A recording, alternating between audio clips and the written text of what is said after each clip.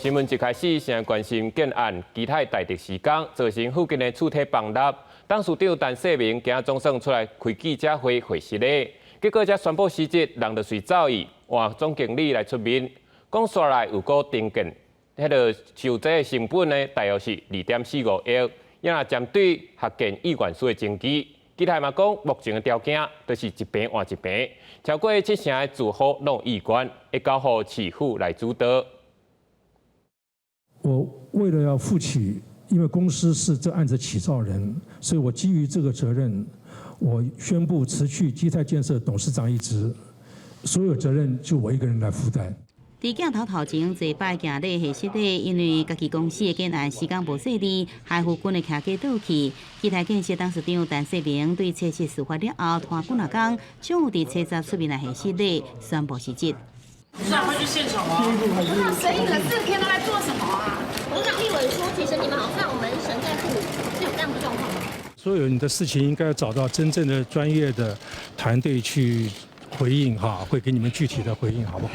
开会讲完了后，随赶紧离开。对着媒体追问，基台董事长无正面来回答，掩过基台大地工程缺失，互林军徛家超过400人，有厝我都转去，更加表示发放合建意向书，闪避赔偿的责任。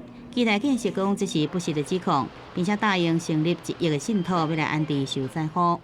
这个灾损来讲，到目前为止，它最大的控制的成本，那个可能损失不会到3亿。公司目前的那个存款跟现金余额就有38亿。它以1坪25万的这个原则上的建造费，那估出来的才是那个将近2亿5。但我告诉他说，现在的法规最起码一定有地下室、有停车场，这一个造价的部分我们会作为一个处理。对着关键的赔偿问题，基台建设讲，无论安置也是中建拢能负担，并且搁再讲到袂脱产。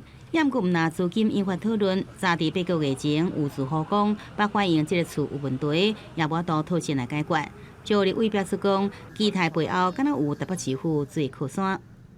是不是因为朝中有人？是不是因为关系特别好？所以在整个民众投诉陈情的过程中，是否完全置之不理？那我想这个连我都不认识他了哦，这个没有所谓的民审。如果假设待过的那种状况就叫民审，那我往后可能做民审做最多了。除了董事长陈世明表示，马政府时期都市计划委员，即摆出台设建案设计兼监造人王德升也是前台北市建管处科员，被这期有来审通外轨。副局长李树川讲，无问审护行这回事。基台总经理是否认甲因的建案有关系？讲8个月前大楼也未开始动工，整个事件因为基台工地施工不当，造成人群房屋损害。像上要紧的，除了爱解决赔偿甲安置，后续嘛爱追究责任。整个案件是毋是有牵涉不法，会交由检方来调查。记者综合报道。